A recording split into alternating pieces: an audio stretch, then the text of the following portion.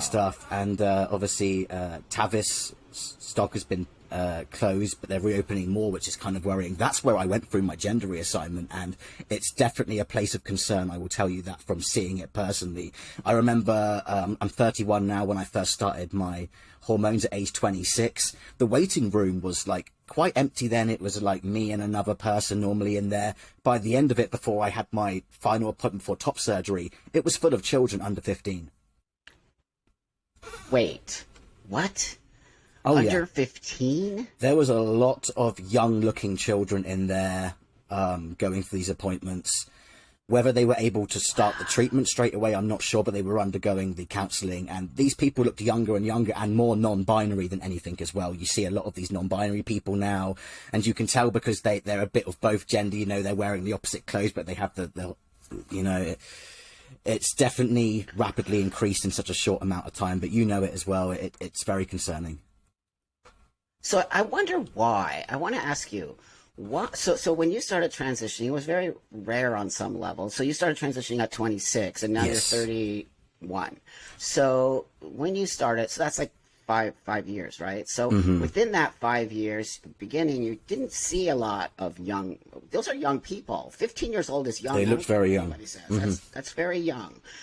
Even 18 is young. But that being said, all of a sudden there was a mass influx of these youngsters coming to the same clinic asking for gender reassignment, right? Or hormones. Yeah. Or they were asking for hormones. And I could tell they were surgery. younger people because they had their parents with them. They were adults with them in the waiting room who looked like their mum or their dad. So that's how I put together that these people were younger than 18. They looked younger too, but the fact there was an adult there, it kind of helps show it. And it's very concerning. But there's been this push, you know, it's in social media everywhere. It's on the TV. Disney have tried to accelerate their LGBTQ.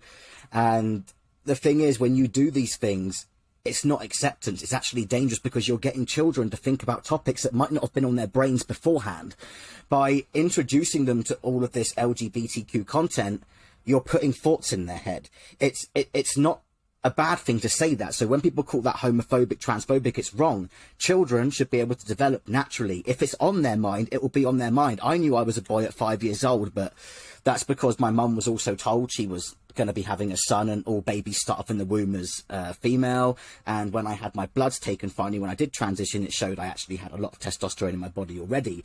But if you're getting this stuff in front of children without them thinking it themselves, you are on purposely causing them to think about these topics. And that is why we have so many children identifying as boys and girls, because they're also being told if they're a boy and they want to play with dolls, or they're a girl and they like cars, they have to change their entire identity. And this is a very, very dangerous thing, and it's going to lead